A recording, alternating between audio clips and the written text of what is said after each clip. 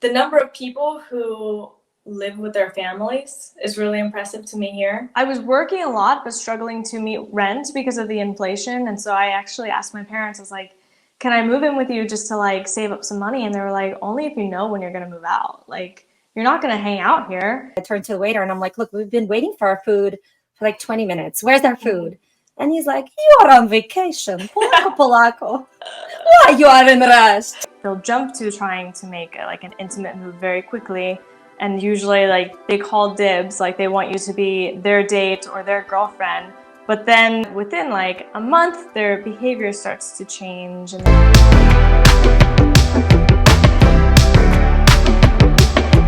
Welcome to the Dating Beyond Borders podcast, where I sit down weekly with guests from all around the world to chat culture, dating, and human connection. So join me and let's break down those barriers together. Hello and welcome to another episode.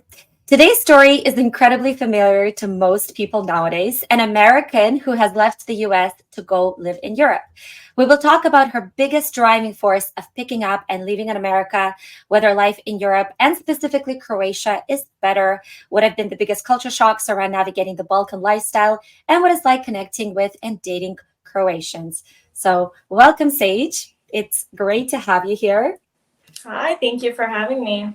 So I would love to hear your story, and let's start in the very beginning of, living in the US.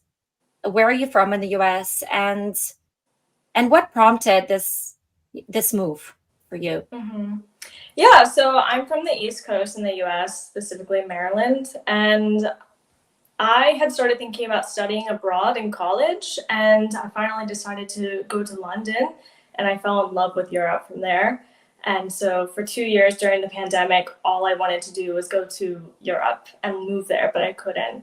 So finally, when the restrictions lifted in Austria, I just booked a ticket. And initially, I had a return ticket to come back as well. And I was only going to stay for 3 months. And I started backpacking around Europe. And then I was like, well, this is a changeable ticket. So I'm just going to push it out another 3 months. And I ended up doing that like 4 more times until I decided to just cancel the ticket. And then that's when I had arrived in Zagreb. And I was like, I'm going to apply for this digital nomad visa. Like, it's amazing here. I got to split. I was like, why would I not try to live here? Like, it's absolutely beautiful. It's safe. People are much friendlier than they were in the US. So at that point, I applied for the digital nomad visa, and it took like 6 months for it to be approved. So for that whole period of time, I was perfectly fine to live in Croatia, and I was like loving it more and more as long as I was staying. So finally I was approved in April, and now it's been almost a year since then, like since my arrival in Croatia. So let me get this straight. You went backpacking and then you just kept on prolonging your trip indefinitely until you decided to just stay. Exactly. But what happens with your luggage? Because I know traveling Europe, you bring a certain amount of clothes and that's all you have. And you just wear the same shirt like many times over. So what did you do? I looked like a little bit of a hobo in the beginning. It was kind of embarrassing because I would travel around with just my backpack and like the most practical clothes I had. And I was noticing everyone dressed really nicely in Europe. And so I started like donating my clothes and going to local thrift shops because they charge you by the weight. And so basically I just kind of like, I still live out of a rucksack and I only keep the amount of clothes I need and live off of that. So it's a very nomadic, minimalistic lifestyle that you have right now. Exactly. You lived in which part of the US? East Coast in Maryland. Okay, East Coast of Maryland. And what was something that was missing in your life, or were you not even aware of it? What was it kind of, I need to get to Europe because I really cannot, this lifestyle doesn't resonate very much with me? Or was it more just, I'm bored and I want to switch things up? Yeah, well, it was a kind of a combination of things. When I was in London, I realized that I had lost interest in my own culture. Like, I was just so used to it. There was nothing new or interesting about it. And so when I was forced back in the US and through the pandemic, I was pretty miserable. I was just like going through the days working, and I ended up having a roommate from Bosnia. And so she was telling me all about Bosnia and Europe and giving me like my imagination was just growing about Europe. And so then I started interviewing families to be an au pair. And I didn't know where I wanted to live in Europe. So I was like sending out invitations to families all over Europe. And I was like talking to people from all different countries, trying to get a taste of what it would be like to live there. And so when I finally flew to Austria, I couldn't decide still where would I want to live. And so that kind of started my travels like, well, everyone says I have to see Italy. So I went to Italy, and everyone says I have to see Amsterdam. So I went to Amsterdam, and it just kept going after that. I was like, well, I need to see, like, the next country is a 45-minute train ride away. Why would I not try? And so that's kind of how it grew from there. Was I just never got tired of new cultures and new ways of life.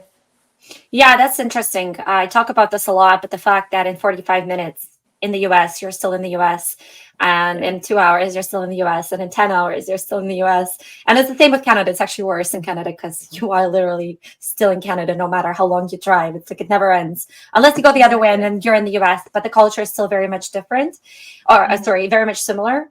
And what I love about Europe is, of course, how close everything is. I remember taking the Flixbus because I don't like to fly, so I take the bus everywhere like an idiot. Right. But I took a bus from, I think it was like, was it Hungary to Austria, I think. And I remember like Zagreb was really close by. And I messaged my friend like, hey, do you mind if I stop by? And I was like, this is insane. And I remember having a coffee in Slovenia.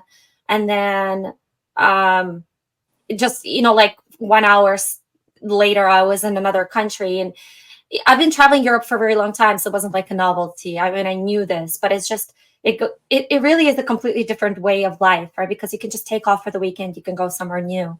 You can't do that in the US or Canada. Yeah, and not just that, but like in an hour, you're flying somewhere where people have completely different like social expectations, a different language, a way of life, different traditions. Everything is completely different. But in the US, like you could travel long distances and then still the expectations, behaviors, everything are the same. And so I was like, well, this is like not interesting because it's just not a different perspective. And I think living with a girl from Bosnia, she brought up a few points that really made me stop and think about the way we do things. And then I started thinking, well, man, like people in different parts of the world really have a different reason and perspective on why they do things the way they do. And I wanted to expose myself to that, and that way I would question my own perspectives a little bit more. Yeah, it's interesting how a lot of times it's like fish in the water. We don't know why we do the things that we do. It's just because we've been exposed to that our whole lives, and we're not so open to a different way of life. So it's interesting to hear other people's perspective, and that's why I love talking to people from different cultures, because you're like, well, why do you think like that? And it's a completely different way of looking at things. Okay, so you traveled to Amsterdam, you traveled to Italy. Was there any other place besides Croatia that spoke to you? Any other place besides Croatia? I mean, I am a little biased that I love Amsterdam, just because of how open their culture is. And I think their way of communication stands out to me, like compared to anything else, any other culture that I've interacted with.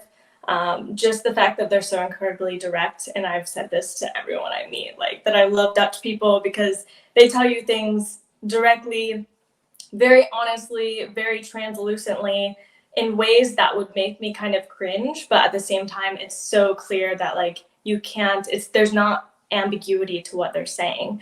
But then like right across the sea is the UK, where you have the most ambiguous speakers, super polite, like won't get to the point and tell you the truth. They kind of beat around the bush more. And I really appreciated that Dutch kind of communication, because I didn't have anxiety around like what people were saying to me. I didn't have to do any guesswork. Well, what did they really mean when they said that? Like they meant exactly what they said. So yeah, I get that as well. I think UK and Canada are very similar, which is not a surprise because they're both Anglophone countries. And I think US in a way as well. I think Americans are a little bit more straightforward. But there is a certain amount of what Dutch or Europeans are like, oh, Americans, they can be so fake and they don't really say what they mean. And I did that reel recently, and it got a lot of comments. Like obviously people arguing, and just it got out of hand, like people calling each other names and stuff. But Yeah. I think it's that it is that cultural expectation of like Dutch say exactly what they mean, and when it comes to Canadians as well, they often don't. I mean, I'm Russian, and so I can. We'll talk about Croatia because I'd love to hear about your experience in length. But Eastern Europeans and Balkans as well, they also tend to say what they think more. And living in Canada, that's something that's been incredibly difficult for me to get used to. Having said that, like I've come here when I was 12, so I've been here most of my life, but I cannot function around people that are smiling, and I can see that they're saying something that they don't really mean. Like it's just I like to I mean I don't that goes without saying, like I don't want them to be rude and to call me like to be direct in that way that it's like offensive, but I prefer to know what someone thinks as well. I like to have like a real conversation, because then it's not passive aggressive. Like if they have something that they want to tell me, that they just tell me. When I compare that, like recently I had a video call with another American, I was noticing like I would present them a scenario where I was speaking to a Croatian, and then I would give them the response to the Croatian, and the American would like cringe a little bit, and I'm like, I stop and I would think about it. I'm like, yeah, I guess that is pretty straightforward, but I really like it that way. And I had to like prepare my family for that as well, because I would be on the phone with my mom, and I knew, whenever you're in a culture of people who communicate a different way, you adapt to that. And so one time I was on the phone with my mom, and I became really direct, and I guess I said something that was a little more insulting. And so she just hung up with the phone on me. Like, if you can't handle that directness and people being honest and straightforward with you, just like you showed in one of your videos of like dating a Serb, like you just have to be ready for it. They're not gonna lie to you. They're gonna tell you the truth, and I think it's better that way. And you just have to kind of like handle it. So you arrived to Croatia and you've lived in Split for the first little while, right? Right. So for about 8 months, I lived in Split, and then in July, I actually did a tour of most of the Balkan countries, all the way to Romania and back. And now I'm living in Zagreb. Why did you choose Zagreb over Split? Yeah, well, I did love Split for the nature and the laid back way of life, but at a certain point I decided I was becoming too lazy as well. And so I was like, well, I really want to see the other Balkan countries. So I traveled, and I had met a few people from Zagreb, and I noticed they were a little more work oriented and academically focused. And I was able to connect with them more on that, because I don't know, I don't want to be lazy in my life. And so the fact that I was becoming more mellow, and every day I'd wake up and I'm like, I can have a coffee, go to the beach, like who cares, and just take a chill. And then I'm like, well, I want to go into grad school and I want to start working more. Like I want to actually have motives with my life. So I moved here just to kind of like get myself in a different frame of mind, and also expose myself to a different part of Croatia, because even though it's a small country, it's vastly different in different areas. Like Zagreb, very motivated. Split, Dalmatia, very lazy. And I don't know what it's like in Zadar, but that's something I'll check out. What were, I guess, some things that were incredibly different between life in the US and life in Croatia specifically? Mm-hmm. I would say the first thing that comes to mind that drives me a little nuts is the housing situation. Because as you would probably know, in the US, usually landlords want you to have a longer contract, and they want you to stay for at least a year. And I mean, the prices in Croatia are definitely better with housing, but the living situation is a disaster because of tourism. Like, it's not uncommon for you to move to Croatia and then you think you have a contract and you're good to go, but it's not a very bureaucratic heavy country. It's very relational heavy. So your landlord can like promise you that you have a year-long contract, like a year-long agreement. And then at any point, they'll just be like, hey, like, we're going to have tourists, so you need to move out in like a week or a month. And that actually happened to me when I first arrived in Split. I was exhausted of traveling. I was like, okay, like, I'm ready to have just a base to settle down and relax. And I moved into a house. I had a year-long, well, it was actually, what was the word they used? It was an indefinite period of time. And so I had an indefinite contract, and I was silly and agreed to a week's notice for moving out because I was like, like, no one's going to move into this place. Like, it smelled like smoke because they smoke a lot. And so I moved in, and a week, like maybe even less than a week later, they were like, yeah, we're selling the house. You have to move out in a week. And yeah, it was like right before summer was going to start, and summer is peak tourist, spring to summer is part of the peak tourist season. And so I scrambled to find a new place to move, and I was so nervous living there the whole time. Like, at what point am I going to be asked to leave, and for what reason? And will they give me my money back, or are they just going to take my rent? So I think I moved around a few times, and that's just the hardest part, is actually getting a landlord who can give you a full year or agree on a set amount of time and follow through on that. So that's interesting. Yeah, I can totally relate to that. When I was living in Lisbon, my first few months, I was renting a room, and my landlord at some point was just like, yeah, I got a better deal, so I need you to move out. And that's how it is. Lisbon, especially, I mean, it's very similar in that way, where it's like tourism centric. So tourists are everything. And if they can make more money, they'll make more money. But you mentioned something interesting. You said that it's very relationship based in Croatia. And I've definitely heard that quite a lot. Can you explain that a little bit? Yeah, and this is hard for me to adapt to, because I guess sometimes I can be a little bit shy and like avoid meeting people. And they really, in the US, you might meet the landlord, or you might just like see the contract, see the place, sign it and go.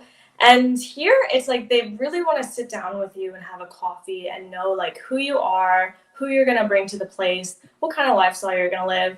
And I actually moved into a place in Split, and a few days later, like I was hosting some travelers, and she was like, I need you to move out, or I'm calling the police. And I was like, I didn't hear it directly from her. I heard it from my roommate. And I was like, why would she has my phone number. Like, why doesn't she text me? And like, why would she jump to saying that? Like, put me in panic mode.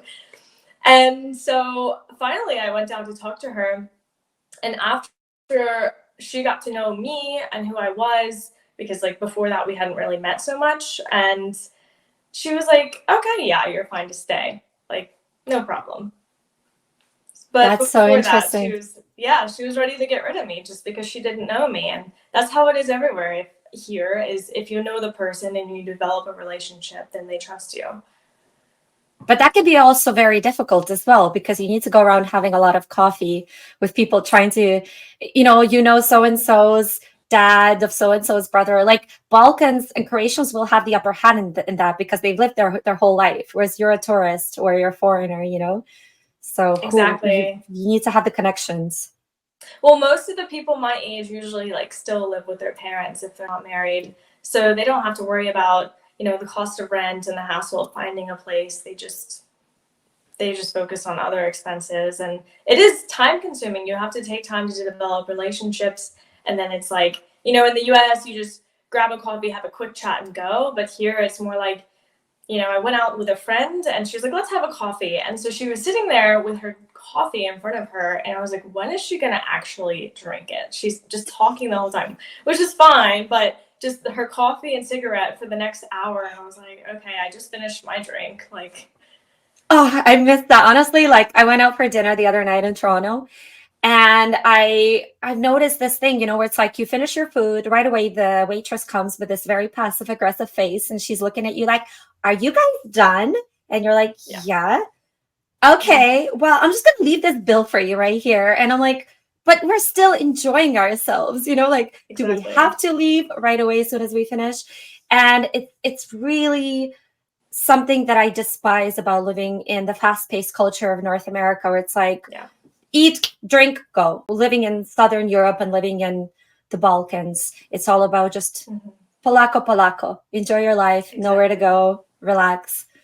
And actually, Exactly. it reminds me of a story where I went to Montenegro, and I was with my mom. We went on this trip around former Yugoslavia, and so we're having some food in like a restaurant. I turned to the waiter and I'm like, "Look, we've been waiting for our food for like 20 minutes. Where's our food?" And he's like, "You are on vacation, Pako-Pako. Why you are in rush? Just enjoy your life." So I was like, "Yeah, Exactly. okay." Yeah, that happened to me in Austria as well. I was like, can I take this to go? Can I rush? And like, I didn't say rush, but I was in a rush.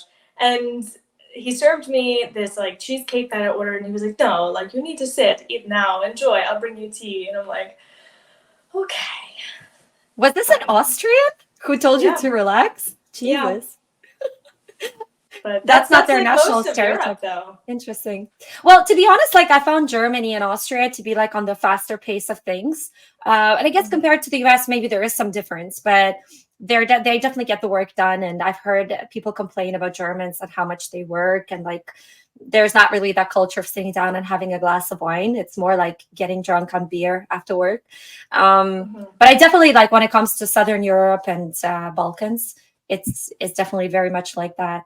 Was there anything that like really surprised you about living in Europe? Was it what you saw on Instagram, like those posts about, oh, Croatia's so wonderful, living in Croatia is so great, we just drink wine all day?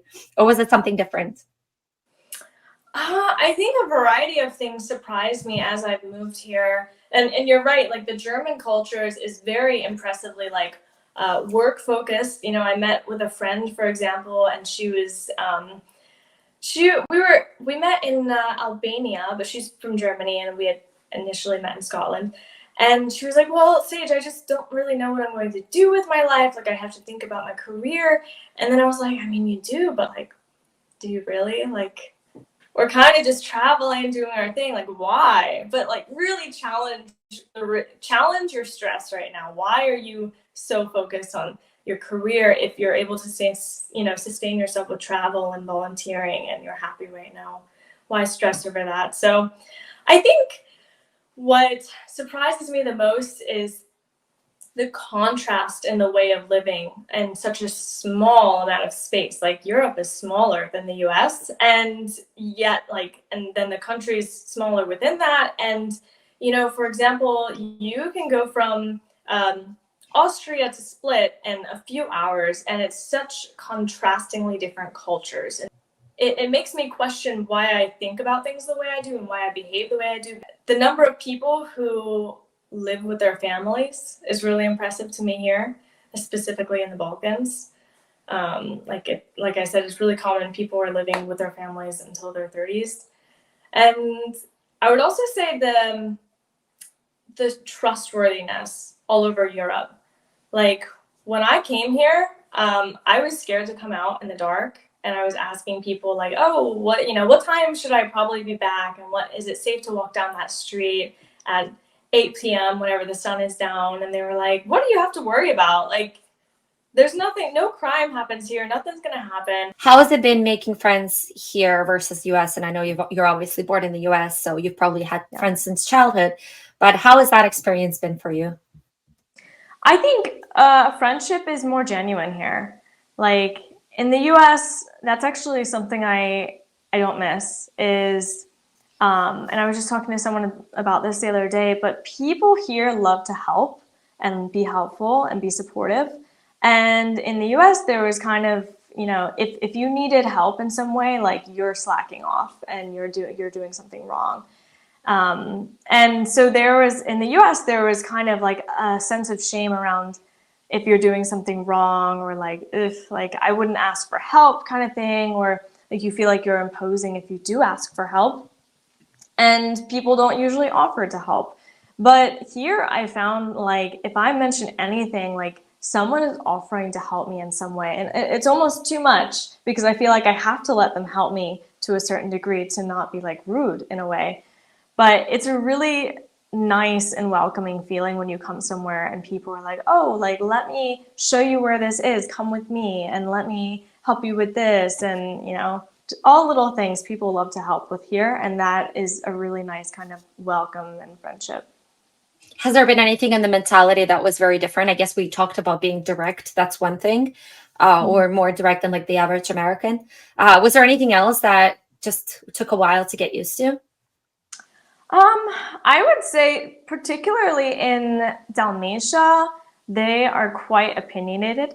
I don't know why, but if I have something or a topic to bring up, they have something to say, and they're very certain and passionate about it. Even if they don't have all the research on it, they're set, and it can turn into like long debates and trying to understand them. But that's like the only thing I can think of is that they get really intense on like the way they feel about things. So especially like other Balkan countries. Yeah, I can imagine knowing the history. How has the dating scene been in your experience? Yeah, in Croatia or like all over Europe? Let's talk about Croatia for starters. Okay. In Croatia, I think it's got its ups and downs. I would say like the biggest challenges, I would say I get the idea that because I'm a foreigner, people aren't taking the dating seriously. And I actually have a friend from here and I asked him about that and he was like, no, like if you're a foreigner, you're probably just being taken advantage of. Like they don't see you as like wife material. And I was like, okay, so that's good to know, like that people aren't going to be taking it as seriously. So now when I go on dates with people, I'm like, so I'm from America, like why are you dating me? You know, and why And what aren't do you they dating? say? Oh, just like recently I went on a guy who lived in America, but he's here now, and he was just like, it wasn't something that bothers him. And they all will, of course, say that they have the intention of, and they like me, and they're taking it very seriously. But in the end, it's very easy to say something like that. So, Hmm. yeah. What I mean, compared to American guys, have there been any differences that you've noticed? I don't know how deep you've gone with Croatian guys. Was it just first date, second date, or did you go further, or was it just kind of the initial stages of it? Yeah, I would say like I've had friendships for quite a length of time. Like I think the longest I've dated a particular Croatian guy is like a month or two. I would say they initiate things quickly. They will meet you and initiate like, okay, what are you doing tomorrow? I'm like, "Ah, like I plan this a week out, please. And so then they want to see you the next day, and basically as fast as they can, they want to try and make a move. Is from my experience. Like, I'm not kidding. Like I'll go on the first date and they're already getting closer to me, and I'm like, so usually I've tried to avoid that by requesting that before we actually, like if I met someone online, before we actually meet, let's just do a few phone calls, a few video calls, because I wanted them to talk to me before they're trying to like touch me. So if we go on a date, usually it's like it's standard that they'll pay, so we'll just go get coffee and go for a walk. But I have noticed they'll jump to trying to make like an intimate move very quickly, and usually like they call dibs, like they want you to be their date or their girlfriend. But then I've noticed in dating guys that within like a month their behavior starts to change and they get a little more distant, and then I'm like, so what's with this change in behavior? And all of a sudden you're no longer like interesting, right? Now they're like spending time with their friends more, and they're so busy and they've got things to do. So I've asked some Croatian women about this, and they say it's quite common. Like this is how the men are here, specifically in Dalmatia. That this is what people tell me is that they're not known for being the most faithful. Like they're family guys, but they will date you and then maybe date how many other people and even tourists. And then, you're not, as a woman, you're not usually the priority as a girlfriend. It's like their friends, their fun, their job, their school, and then like you. So I think in the beginning, it's more of a fun and exciting chase. And then you just are not exciting anymore. That's kind of sad. So what I get is like kind of the feeling that they're very macho man Yes. in Croatia, very much Yes. like, oh, I want to get her. I want to get her. I want to conquer her. And then as soon as they have that, they're like, well, on to my other hobbies and things like that, like onto my bros and my my Exactly. sports and stuff like that, which is tough, I guess, in terms of marriage. Because do you feel like, because I feel like Croatian women, they're very feminine, but they're also very um strong, like very independent, I would say, compared to like if you go to like Eastern Europe, if you go to like Russia, Ukraine, you see like Croatians, Serbian women, they're still very they're feisty, I would say. They're very passionate and they're very like opinionated. Hmm. But of course, I can imagine that the gender roles are pretty. There's quite a disparity in the gender roles. Like the men are still very much like, I'm the man and I take care of business. Yeah, but at the same time, you have to remember, like, they don't travel a lot, so they really have their network in each city, like split. Everyone knows everyone, so even people you haven't met know something about you, is what they say, because just everyone talks. And so I imagine the women, if someone is not being faithful, like someone would find out, and they talk amongst each other. So So how it does is that that way, work? though. That's interesting. How does that work though? Because you mentioned that like everybody knows everybody. It's a very relationship centric culture. And so like if you're cheating on someone, then someone would know, right? So how do they Yeah. get away with this? They do know. I have a Croatian friend, for example, and she was telling me, oh, well, my friend's husband has been cheating on her, as you know, she's taking care of the kids and she's doing this and that, and she knows about it. And I mean, I'm sure they fight about it, but they don't really do much because I guess it's taboo to divorce and you want to stay with your partner and raise the child. But it happens, and especially in a city where there are more tourists. There's like more people who will come for a few days and then go, and who will ever know if you've hooked up with them or not. So Yeah. this, That's kind of the issue with being a tourist and being a foreigner, right? Is like people don't take you seriously. yeah, even Um, if I've been here for almost a year, the guy was like, "Well, you're still a tourist." I'm like, I think I'm a resident right now, but do you get stereotyped as a kind of American girl? not a ton. I think recently when I went on a date and I insisted that I pay my part, the guy was like, I get it, it's just a cultural thing. But like, I guess American behavior of mine, that's something hard to think about because not a lot of people call me out on it. I think technology is the biggest thing. Like, they want to meet in person all the time, like going to see houses or apartments or something. I'm like, give me a video tour because I don't want to commute 30 minutes to an hour to go see a place and then I don't agree with the information you're sharing.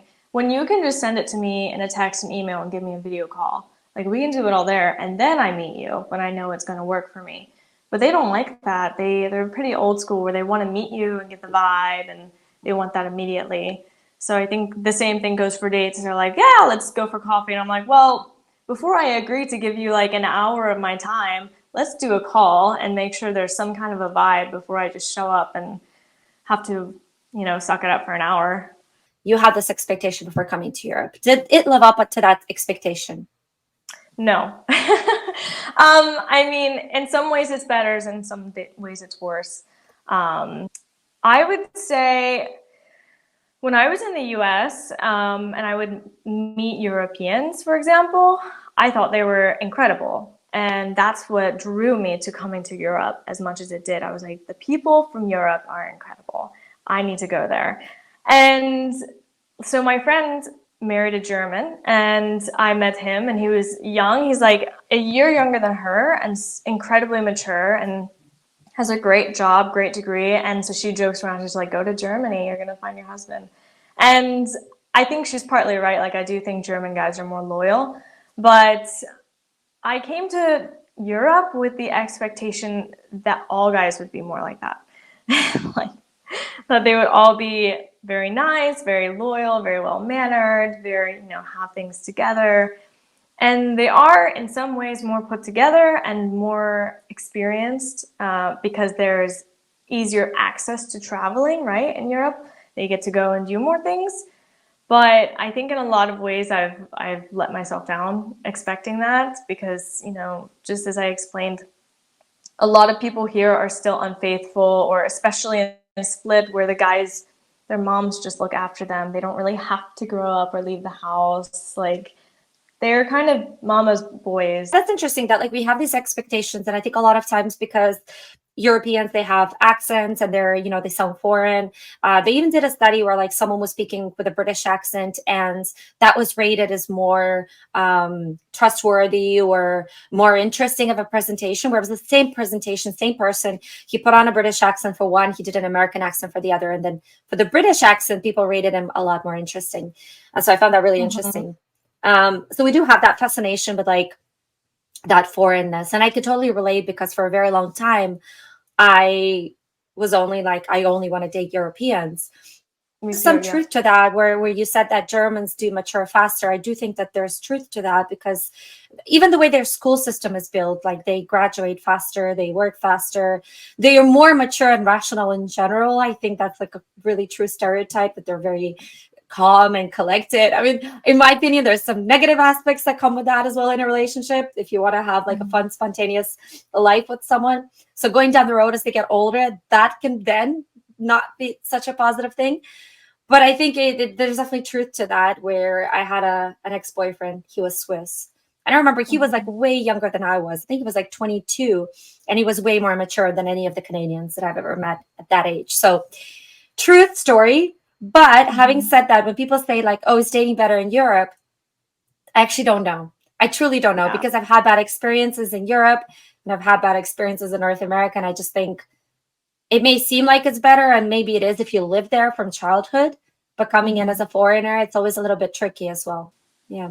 I found like a lot of the stereotypes people tell me about, like, each person's like, oh, an Italian date's like this, oh, a British date's like this. I have found them to be semi-true. So I do now when I date, like, I really don't take those jokes lightly. If someone gives me any slight warning about a person I'm dating, I take it seriously, because I've learned enough that I'm like, okay, they weren't kidding. Yeah, I find like when people say, oh, this is generalized, when you talk about culture, we have to generalize. Otherwise, our conversation is going to last 2 days. We're going to be like, oh, but this person's like this person's like this. Overall, there are cultural traits that are true. That's why they're called stereotypes. It doesn't come out of the thin air that people just came up with us. Like, there's some basis of truth in that. Having said that, of course, you have individuals that are very different, and like people that travel, and let's say you versus some average, like, you are an American, but you can be a different American than someone who's living like in, am I allowed to say flyover states? Like those states in the middle of the US. Apparently that's rude. I've said that once and it was like not a cool thing to say, but versus, so because you're also very exposed to international travel, you have a passport, and like the stereotype about Americans is often they don't. Out of all the cultures that you've dated, what was your best experience so far? Ooh, my best experience. Well, I mean, I've definitely dated a lot more American men than European men. So like, I have more experience on that end to easily say American is the best. But I think if I made it equal and dated a lot more European men, I think it would outdo American men. In terms of, like I said, maturity and experience, because a lot of people in the US are, they're stuck in their bubble. They need a car to get anywhere. They maybe or maybe not have traveled out of the US as much as I have. But in Europe, it's the access to leave your country, or the exposure to people with different cultures and different mindsets is much higher. So I think Europeans just are more accepting to different ideas of ways of doing life, and that makes you more mature.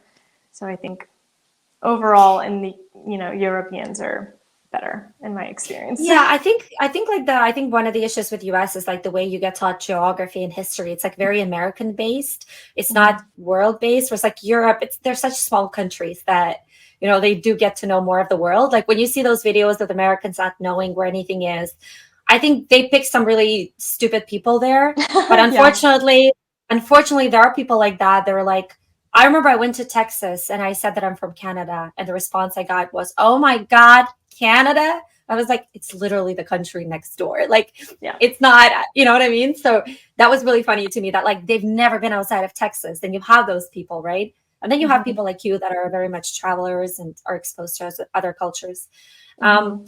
But in terms of like the mentality and the lifestyle and just overall, like you have been in Croatia for such a long time now. Do you see yourself staying there? Like, what is something that you really love about the lifestyle or the mentality? Right. I say I really love, it does come back to that network and the connection lifestyle, the friendliness of people, the helpfulness. I think that's made me a better person in a way. Like I'm more open and wanting to help people. I think just the kindness and generosity of the people here. And honestly, like the location. I'm in such a great location that I can travel to other parts of Europe. I can travel to the Middle East, Africa, Southeast Asia, things like that. Much easier than if I were in the US. And then also it comes down to the prices, at least for now. Inflation hasn't like completely burned the Croatia to be like a horrible place to stay, but it is more expensive. I think just the practicality of living here, like it's easier to get into the city and the way of life. It's more calm, relaxing. Like my stress levels have been much lower here than they were in the US. And just the way of life where they don't take things as seriously. It's all about enjoying the day, connecting with the people. And at the end of the day, it's the same people who you can rely on. Like I don't think I've ever had like a Croatian person like backstab me. So it's that kind of a being able to trust general humanity and the community around you is a really nice feeling compared to like the US where even anyone down the street could be doing something wrong. I think there's something to say about the fact that, like, statistically, it's been proven that social life makes us happier. And I think they've cracked a system where, like, in North America, we're so much focused on where we are in our careers. And sometimes all we do is work. I can see by even my lifestyle in Canada versus my lifestyle back in Portugal. I remember when I lived in Portugal, my friend said, like, when you just arrived, you were so high strung and then you just relaxed so much after living there because the lifestyle is so slow. All you do is you go out, you have dinner, you watch the sunset, you have some wine, you go listen to some fado, maybe if you're a tourist. But whatever, you do those things that kind of, all of it is social. Like every evening you have some sort of social activity or you have some people to hang out with. It's very simple. There's not any drive that people really strongly have to get Right. somewhere. It's more Right. like, let's enjoy. And I guess, like, for some people, I can imagine, like, Croatians, if they're young, maybe that's boring as well because they're like, no, I want to go to America where I can achieve things, right? So Yeah. there's that. So you come from that world and you're like, I'm tired. I want this. I want the authenticity. You miss that. Yeah. Yeah. And I would say, the other thing is like the attitude about the way you get your work done is very different in Europe. A lot of the cultures around Europe and especially Croatia, they're like, oh, like pomalo, you'll get it done later and just take it easy. And in the US, there is like a sense of being punished or being ashamed of yourself if you are not, meeting that expectation of getting something done or getting that grade or, going off to school, something like that, or, climbing the ladder in your job. But here it's very, network based. So you can't honestly be that mad at yourself if you don't get the job you want, because it's like, someone's cousin probably got the job instead. But it's very much like we're going to have a smoke, have a coffee, talk, and then you don't have to worry about becoming homeless. Like you have so many friends and family around you that you've got a system, like a network to fall back on if something gets difficult. So I think that's also a difference here versus there. Like I can guarantee you if something happened to me really horribly wrong and I needed a place to go, I have local friends who would welcome me. But in the US, like even my own family, they're a little more difficult. They're from New England and they'll be like, nah, you have to get a job and be off the couch in the week. And it's just a different idea. You have to be very individual and get things done yourself. I was working a lot, but struggling to meet rent because of the inflation. And so I actually asked my parents, I was like, can I move in with you just to like save up some money? And they were like, only if you know when you're going to move out. Like, you're not going to hang out here. And so I was like, well, I don't. So I just decided like I would stop working and go to Europe because my money would get me further. And then when I came here and I got the digital nomad visa, then I was like, I had been offered a job in real estate. And so that was like, I was set. So in hindsight, it was a good thing that your parents said, don't stay with us, or knowing Yeah. you're going to move out? Because it pushed you, Yes. right? It pushed you to get out of the country. And It did. It's just kind of an unkind, or I don't know how to say, like an unwelcoming approach to adulthood, right? Like, you know, you yeah. want it to feel like a smooth and comfortable transition. It was more like literally being kicked out of the nest. Yeah, there's that stereotype about Americans like moving out early. As soon as you're, I don't know, 18, it's like, okay, go, you can take care of yourself. My neighbors in the US, they are Southerners, and they were just like letting their kids not go to college and live with them and just leech off of them until their 30s. And we were neighbors, and my mom was from New England, and she was like, heck no, you're not doing this. Like, you're gonna go do something. So, I mean, you know, it's got its perks. Yeah, that's interesting. I guess we could talk about how that's influenced you as a person, but I feel like that's a whole other conversation. But Yes. that is interesting. Sage, thank you so much for taking part today in the show. I feel like we've been just plagued with technical upon technical problem with our phones, with the computer, with the storage space, like trying to meet, trying to make this all work.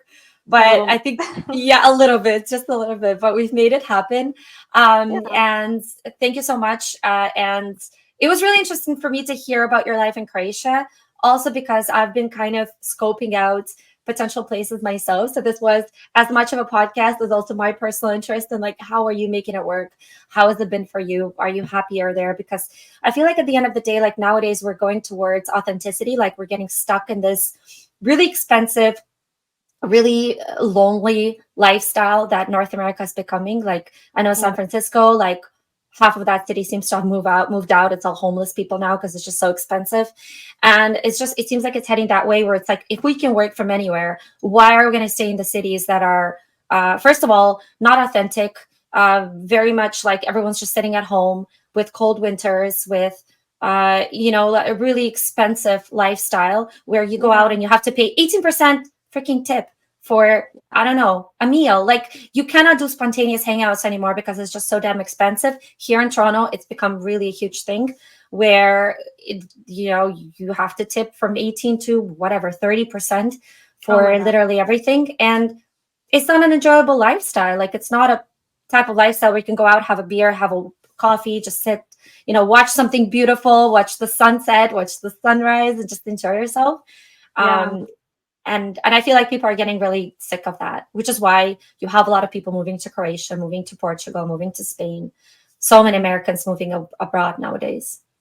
Yeah, Yeah. I mean, it's great for all those reasons, and just to have cultural exposure and to see things from a different angle. But you're right. It was me. I was working two jobs, you know, sometimes for a few weeks straight without a break, and I still wasn't making enough to meet the inflation in my rent. So I was like, well, like it's just true that my money is going to get me further if I go somewhere else in the world, and I want to travel anyway. So I just packed up and went and hoped for the best that I would get a job offer, which I did.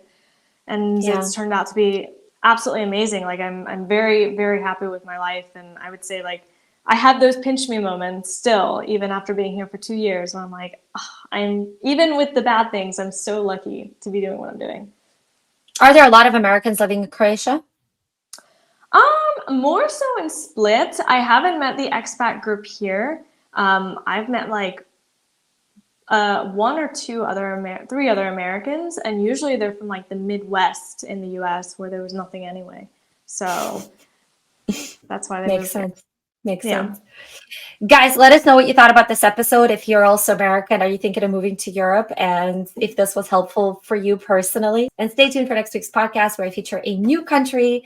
And thank you so much for watching. And thank you, Sage, for taking part. It was so lovely to talk to you.